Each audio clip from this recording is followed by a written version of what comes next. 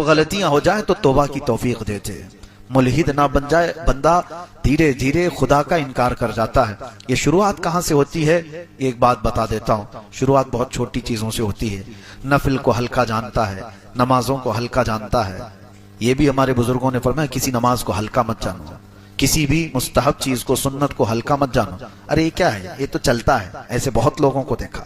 داڑھی، ارے کچھ نہیں ہے، اس کے بارے میں بحث کرنے لگ جائیں گے، سنت ہی تو ہے، معاذ اللہ سنت ہی تو ہے۔ ارے سب کچھ ہی سنت ہے ہمارے لیے، سنت ہی تو ہے کیا؟ نبی پاک صلی اللہ تعالی علیہ وسلم کی ادا سے بڑھ کر کے کیا ہے ہمارے لیے؟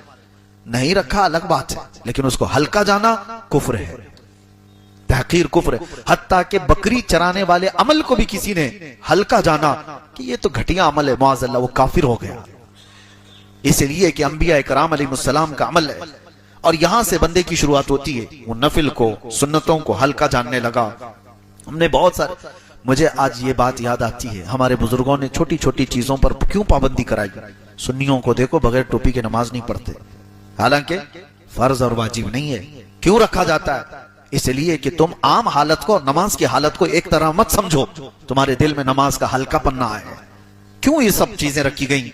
قرآن پاک کو آپ جس طرح سے، یہ کتاب ہے، یہ ورق ہے، اصل قرآن علم الہی ہے، لیکن اس کا ادب ہمیں کتنا سکھایا گیا، ان اوراق کا، یہ پٹھے کا کتنا ادب سکھایا گیا۔ ہم نیچے زمین پر گرنے نہیں دیتے۔ وجہ کیا ہے؟ تم اس کو عام کتاب ہی سمجھتے رہو، ہے تو یہ کتاب، ہے تو یہ ورق، یہ چھپا ہوا ایسی ہے جیسے دوسری کتابیں چھپی ہوئی ہیں، پرنٹ ہے۔ اصل قرآن وہ علم الہی ہے، وہ فنا نہیں ہوگا۔